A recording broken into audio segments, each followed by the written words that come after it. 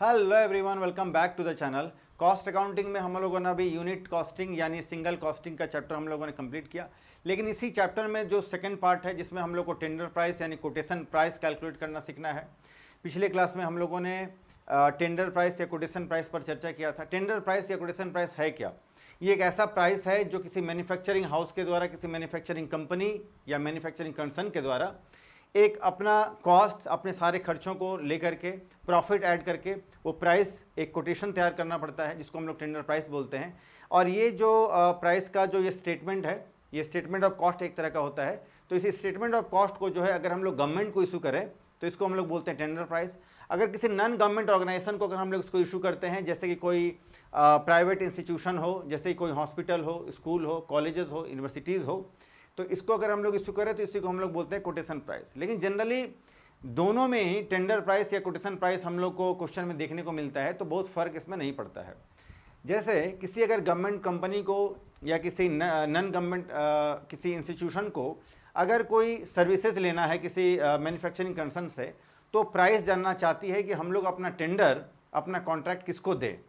तो ऐसे केस में जो मैन्युफैक्चरिंग हाउस है, मैन्युफैक्चरिंग कंसर्न है, वो अपना एक स्टेटमेंट ऑफ कॉस्ट तैयार करके प्रॉफिट वगैरह ऐड करके उसको इशू कर देती है बंद इन्वेलप में। इसी को हम लोग बोलते हैं टेंडर प्राइस। गवर्नमेंट को इशू करे तो tender price, non government institution को इशू करे इसी को हम लोग बोलते हैं कोटेशन प्राइस। ये टेंडर प्राइस इशू करने के चार अलग अलग कैटेगरी हैं। पहला कैटेगरी है जिसमें कि हम लोग कॉस्ट प्राइस चेंज कर जिसमें कि हम लोग ना तो कॉस्ट प्राइस चेंज कर सकते हैं, यानी ना कॉस्ट चेंज करना है, ना तो परसेंटेज ऑफ प्रॉफिट चेंज करना है। दूसरा मेथड हम लोग ये देखते हैं जिसमें हम लोग कॉस्ट को चेंज कर सकते हैं और परसेंटेज ऑफ प्रॉफिट को चेंज नहीं कर सकते हैं। तो चलिए आज हम लोग सेकंड मेथड करने वाले हैं, बाकी का मेथड का चर्चा हम लोग आगे करेंगे। तो चलिए आज का वीडियो स्टार्ट करते हैं। Let's begin. देखिए, जैसा कि हम लोगों ने बात किया कि when there is a change in past cost, यानी पहले का जो कॉस्ट है, जो कि हम लोगों ने स्टेटमेंट ऑफ कॉस्ट में जो हम लोगों ने पहले कॉस्ट को जो परोसा है, जो प्रेजेंट किया है, उस कॉस्ट को हम लोग चेंज कर सकते हैं, चेंज करना भी है, लेकिन no change in percentage of profit. यानी परसेंटेज ऑफ प्रॉफिट अगर पहले 10% का रखा था हम लोगों ने, तो 10% रखना है। अगर हम लोगों ने 12% रखा था तो अभी भी 12% रखना है, जो हमारा टेंडर प्राइस या कोटेशन प्राइस अब जो फाइनली होने वाला है। तो चलिए आज का हमारा जो क्वेश्चन है बड़ा ही शानदार क्वेश्चन है। इसमें हम लोग कॉस्ट को चेंज करेंगे लेकिन प्रॉफिट के परसेंटेज को चेंज नहीं करना है। आइए, from the following data prepare a cost. हम लोग को एक स्टेटमेंट ऑफ कॉस्ट बनाना है और एक स्टेटमेंट ऑफ, उसी में स्टेटमेंट हम लोग को एक statement of cost and profit बनाना है, यानी प्रॉफिट और कॉस्ट दोनों उसी में दिखेगा। पॉपुलर स्टोव मैन्युफैक्चरिंग, जो हमारा मैन्युफैक्चरिंग कंसर्न है उसका नाम है पॉपुलर स्टोव मैन्युफैक्चरिंग कंपनी, और ये आपका वर्ष 2010 का है। Opening stock of raw material, closing stock of raw material, ये दोनों प्राइम कॉस्ट में जाता है। परचेज ऑफ रॉ मटेरियल ये भी प्राइम कॉस्ट में जाएगा। फैक्ट्री एक्सपेंसेस जो है ये आपका फैक्ट्री कॉस्ट में जाना चाहिए। Opening stock of finish goods, ये कॉस्ट ऑफ प्रोडक्शन के बाद हम लोग इसको ऐड करते हैं, यानी ऑफिस कॉस्ट के बाद हम लोग इसको ऐड करते हैं, तो ऑफिस कॉस्ट के बाद इसको हम लोग ऐड करेंगे। सेल्स को हम लोग लास्ट में एडजस्ट करते हैं।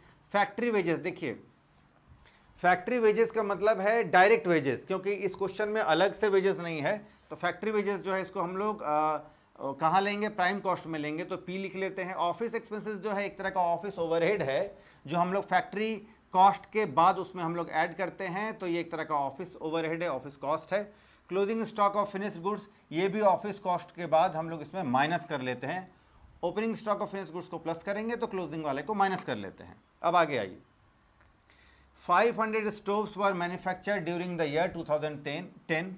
2010 में 500 स्टोव बनाए गए हैं। Company has to quote for the supply of 2000 stoves. Company को एक कोटेशन प्राइस या कोटेशन प्राइस जो है तैयार करना है 2000 स्टोव के लिए, लेकिन कंपनी ने पहले 500 यानी 500 स्टोव बनाया है 2010 में, जो हमारा बेस होगा। 2011 में 2000 स्टोव का ऑर्डर हम लोग को मिलने वाला है, तो उसके लिए कोटेशन प्राइस हम लोग को तैयार करना है। The proposed stoves are of uniform quantity and make and similar to those manufactured in the previous year। कहता है कि पिछले साल 2010 में जो 500 स्टोव बनाए गए थे, ठीक उसी तरह के सिमिलर नेचर के ही 2000 स्टोव बनाए जाने हैं, बिल्कुल सिमिलर और यूनिफॉर्म होने चाहिए look wise, model wise. But लेकिन क्या लेकिन है, देखिए, but the cost of materials has increase by 15%। लेकिन कॉस्ट ऑफ मटेरियल जो है उसको 15% से इंक्रीज कर देना है, यानी कॉस्ट ऑफ मटेरियल यानी परचेज ऑफ जो रॉ मटेरियल है इसको हम लोग को 15% से बाद में चल करके इंक्रीज कर देना है। कहाँ? कोटेशन प्राइस में इंक्रीज करना है, स्टेटमेंट ऑफ कॉस्ट जो पहले बनाएंगे उसमें नहीं। And the cost of factory labour has increase by 10%। और फैक्ट्री लेबर ये रहा, factory expenses sorry factory wages जो है, फैक्ट्री लेबर इसी को बोलेंगे, इसको हम लोग को 10% से इंक्रीज करना है। कहाँ इंक्रीज करना है? कोटेशन प्राइस में इंक्रीज करना है। स्टेटमेंट ऑफ कॉस्ट जो हम लोग पहले बनाएंगे 500 यूनिट के लिए उसमें इंक्रीज नहीं करना है। आगे आइए, the same percentage of profit on cost as realise during 2010। लेकिन परसेंटेज ऑफ प्रॉफिट जो 2010 में रहा होगा, मान लो कैलकुलेट करेंगे, अगर 10% है तो 10% रहेगा, 11-12% है तो उतना ही रहने वाला है, लेकिन कॉस्ट चेंज होगा, has to be earned. Assuming that cost per unit of overheads remains the same as in the previous year। लेकिन जो ओवरहेड है, ओवरहेड क्या होता है? तो ऊपरी खर्च, यानी प्राइम कॉस्ट यानी direct material, direct labour, direct expenses, इन तीनों को मिलाकर हम लोग प्राइम कॉस्ट कैलकुलेट करते हैं। और ओवरहेड उसको बोलते हैं जो इनडायरेक्टली हम लोगों को तीन अलग अलग लेवल में खर्च किए जाते हैं। पहला तो फैक्ट्री लेवल में खर्च किए जाएंगे, दूसरा ऑफिस लेवल में खर्च किए जाएंगे, और तीसरा सेलिंग लेवल पर खर्च किए जाएंगे। इस तीन अलग अलग लेवल में ऊपर से जो खर्च किए जाते हैं इसको हम लोग बोलते हैं ओवरहेड, यानी indirect labour, indirect material, indirect expenses, इन तीनों लेवल में अलग अलग होते हैं। तो ओवरहेड जो है, overhead remains the same, overhead उतने ही रहने वाले हैं। यानी कौन से पहले जैसे रहने वाले हैं? तो ऑफिस एक्सपेंसेस जो है, ये देखिए, ऑफिस एक्सपेंसेस जो है ये पहले जैसे रहने वाले हैं, और फैक्ट्री एक्सपेंसेस जो है ये भी पहले जैसे रहने वाले हैं, क्योंकि ये ओवरहेड हैं, है ना। चलो अब हम लोग क्वेश्चन सॉल्व करते हैं फटाफट से। फॉर्मेट मैंने पहले से बना लिया है, आइए।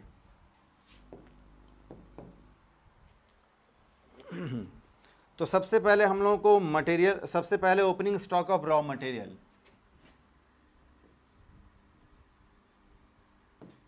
Opening stock of raw material, ये 10,000 रुपये का है। इसमें अब हम लोग को ऐड करना है परचेजेस ऑफ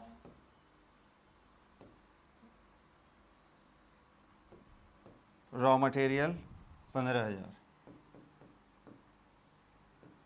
ये हो गया 25,000। इसमें अब हम लोग को लेस कर देना है, लेस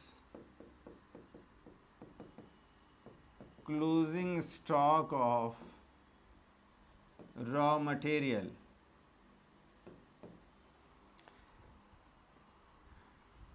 ये है 5,000 का, तो ये आ गया हमारा 20,000। इसको हम लोग बोलते हैं रॉ मटेरियल कंज्यूम्ड, इसको हम लोग बोलेंगे रॉ मटेरियल या फिर मटेरियल कंज्यूम्ड, 20,000 रुपये का। इसमें अब हम लोग को ऐड करना है डायरेक्ट वेजेस, या जिसको हम लोग बोल सकते हैं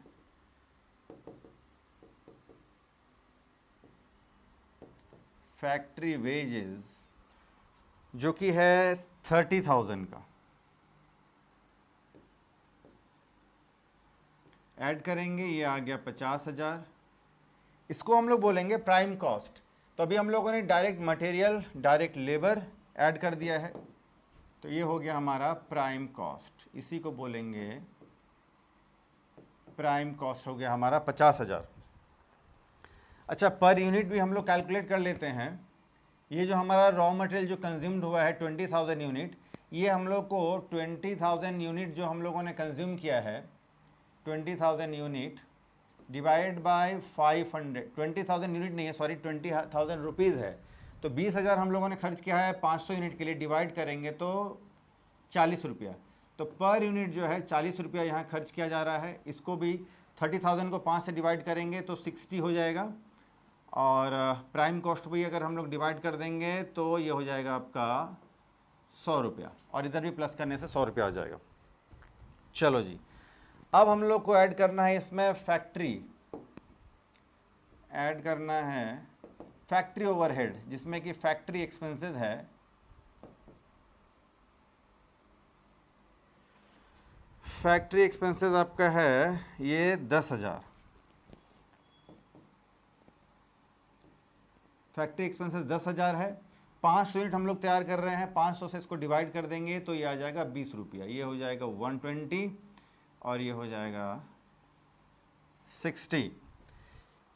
इसको हम लोग बोलेंगे फैक्ट्री कॉस्ट। ये हमारा कैलकुलेट होकर के आ गया है फैक्ट्री कॉस्ट। आपको पता है प्राइम कॉस्ट में फैक्ट्री ओवरहेड ऐड करते हैं तो फैक्ट्री कॉस्ट आता है। अब इसमें हम लोग ऑफिस ओवरहेड ऐड करेंगे, यानी ऑफिस में होने वाले खर्चे। तो office expenses, office expenses given है, ये आपका है 10,000।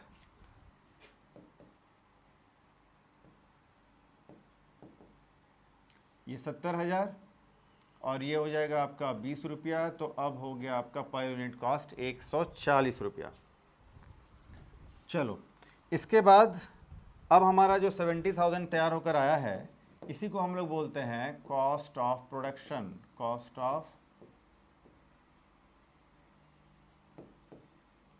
ऑफ प्रोडक्शन, इसी को हम लोग बोलेंगे कॉस्ट ऑफ प्रोडक्शन। इस कॉस्ट ऑफ प्रोडक्शन में अब हमारा जो ओपनिंग स्टॉक था फिनिश गुड्स का उसको ऐड करेंगे, जो closing stock of finish goods है उसको हम लोग लेस करेंगे। देखते हैं कितना है। Add opening stock of finished goods. Opening stock है 5,000, ऐड कर लिया 75,000। इसमें से हम लोगों को लेस करना है क्लोजिंग स्टॉक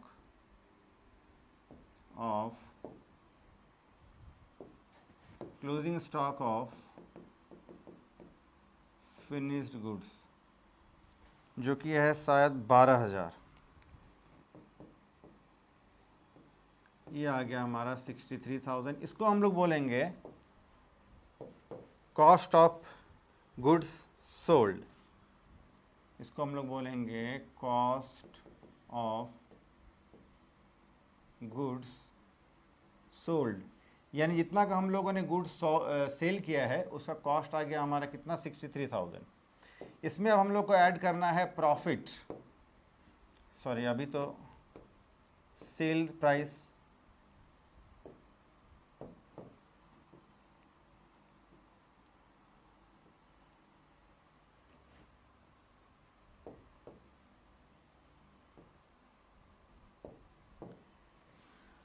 सेल्स क्वेश्चन में गिवन है 72,450।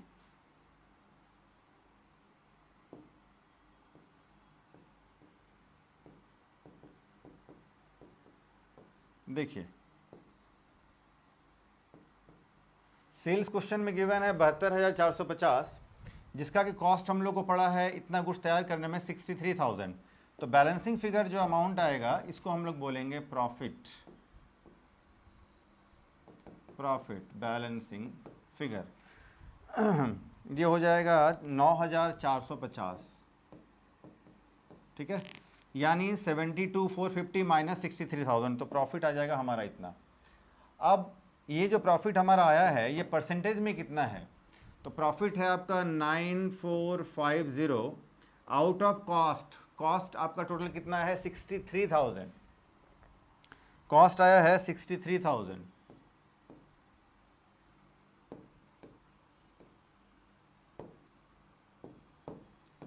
मल्टीप्लाइड विथ 100, ये आपका प्रॉफिट का परसेंटेज आ गया 15%, ठीक है। तो 15% से ही हम लोग को अब आगे प्रॉफिट ऐड करना होगा। चलो, तो ये हमारा कंप्लीट हो गया स्टेटमेंट ऑफ कॉस्ट। अब हम लोग बनाएंगे कोटेशन प्राइस के लिए, फिर से स्टेटमेंट ऑफ कॉस्ट ही बनाना पड़ेगा। अब ध्यान दीजिए, पहले हम लोगों ने जो स्टेटमेंट ऑफ कॉस्ट बनाया था उसमें हम लोगों ने 500 यूनिट लिया था। अब जो है हम लोग को 2000 यूनिट के लिए बनाना है, जो हमारा कोटेशन प्राइस है। तो हम लोग मटेरियल 2000 यूनिट के लिए लेंगे, जितने भी डायरेक्ट एक्सपेंसेस है 2000 यूनिट के लिए लेंगे, जो इनडायरेक्ट एक्सपेंसेस है सबको हम लोग 2000 यूनिट के लिए लेंगे। और पहले से हम लोगों ने इसको पर यूनिट देखिए हम लोगों ने यहाँ कैलकुलेट कर रखा है, ये 40 रुपया पर यूनिट है, ये 60 रुपया है, ये 100 रुपया, 20 रुपया 20 रुपया 20 रुपया करके है, तो इतना ही हम लोग को लेना है। हम लोग जो आज मेथड पढ़ रहे हैं, क्वेश्चन में हम लोगों ने देखा है कि कॉस्ट को चेंज करना है, यानी डायरेक्ट मटेरियल को, डायरेक्ट लेबर को कुछ परसेंटेज से एक 15 और एक दूसरा 10% से चेंज करना है, तो हम लोग चेंज करेंगे। यहाँ पर प्रॉफिट का परसेंटेज हम लोग को उतना ही रखना है, तो हम लोग उतना ही रखेंगे। चलो, सबसे पहले लेना है रॉ मटेरियल्स।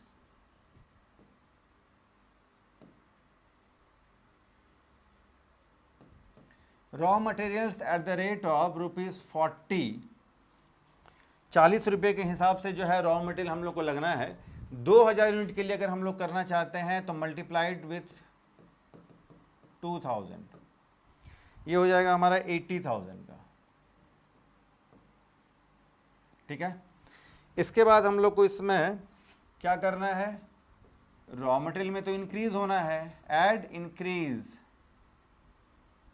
बाय 15%। क्वेश्चन में कहता है 15% से वेजेस को बढ़ाना है, तो इसी का 15% कितना हो जाएगा, 8000, 10% हो जाएगा 12000 हो जाएगा। तो मटेरियल का कॉस्ट हो गया हमारा 92,000। इसमें हम लोग ऐड करेंगे फैक्ट्री वेजेस।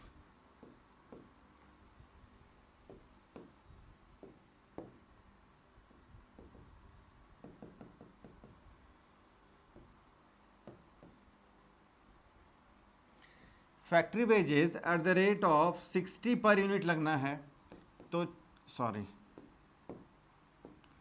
तो 60 पर यूनिट और 2000 यूनिट के लिए ये हो जाएगा आपका 12,000, ये हो जाएगा 12,000। लेकिन इसमें भी कुछ इंक्रीज हुआ है ना। अरे यार ये तो सही है, इसको हम लोग बाहर कर लेते हैं पहले। ये हो जाएगा आपका 92,000 और इसको चलो, तो ये हो जाएगा हमारा 1,20,000। ठीक है, फैक्ट्री वेजेस जो है पर यूनिट 60 रुपया लगना है और 2000 यूनिट के लिए 1,20,000। इसमें हम लोग को 10% इंक्रीज करना है, ऐड इंक्रीज बाय 10%। तो 1,20,000 का 10% 12,000 हो जाएगा, ये बढ़ करके 1,32,000 हो जाएगा। ठीक है, चलो, तो ये टोटल करेंगे 2,24,000, इतना टोटल हो जाएगा 2,24,000।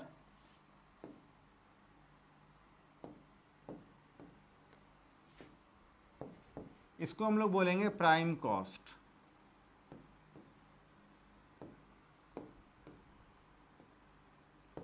तो प्राइम कॉस्ट आ गया हमारे पास। अब इसमें हम लोग को ऐड करना है फैक्ट्री एक्सपेंसेस वगैरह। ठीक है, फैक्ट्री एक्सपेंसेस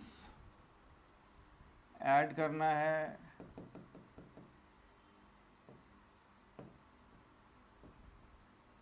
फैक्ट्री एक्सपेंसेस जो कि है eight the rate of ₹20 per unit. तो 2000 यूनिट के लिए कितना हो जाएगा, इंटू 2000 यूनिट 40,000, ये हो गया 264,000। इसको हम लोग बोलेंगे फैक्ट्री कॉस्ट। ये हमारा तैयार होकर के आ गया फैक्ट्री कॉस्ट। ठीक है,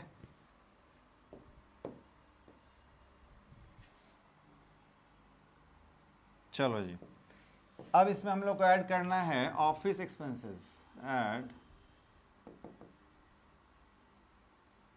ऑफिस एक्सपेंसेस। ऑफिस एक्सपेंसेस भी at the rate of 20 per unit, 2000 unit के लगना है। देखिए ध्यान दीजिए, क्वेश्चन में ही कहा है कि जो ओवरहेड्स हैं वो सिमिलर रहेंगे, उसमें कोई चेंज नहीं करना है। तो ओवरहेड जो 20 रुपया पर यूनिट था और 2000 यूनिट का 40,000 हुआ, तो हम लोगों ने 40,000 ही लिया है, इसमें कोई इंक्रीमेंट हम लोगों ने इंक्रीज नहीं किया है। वैसे ही ऑफिस एक्सपेंसेस जो है ये ₹20 पर यूनिट है, तो तो इसमें हम लोगों ने 2000 यूनिट के लिए 40,000 ही लेंगे। इसमें भी हम लोग को कोई इंक्रीमेंट वगैरह करना नहीं है, बढ़ाना नहीं है। ये हो गया आपका 4,000, 6 4 10, 3,04,000। इसको हम लोग बोलेंगे कॉस्ट ऑफ प्रोडक्शन। ये हो गया हमारा कॉस्ट ऑफ प्रोडक्शन, ठीक है, कॉस्ट ऑफ प्रोडक्शन आ गया। अब इसके बाद अब हम लोग को इसमें प्रॉफिट ऐड करना है।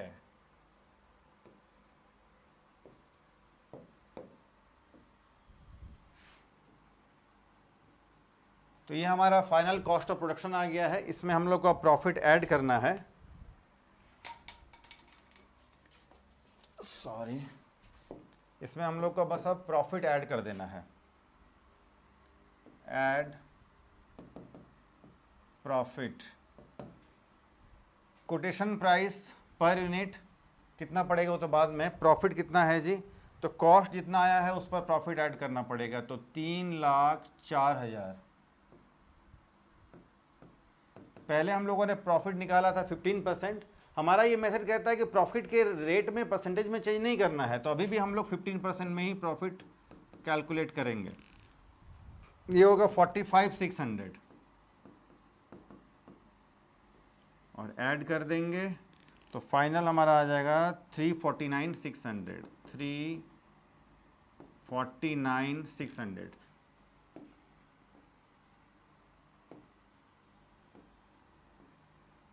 $3,49,600।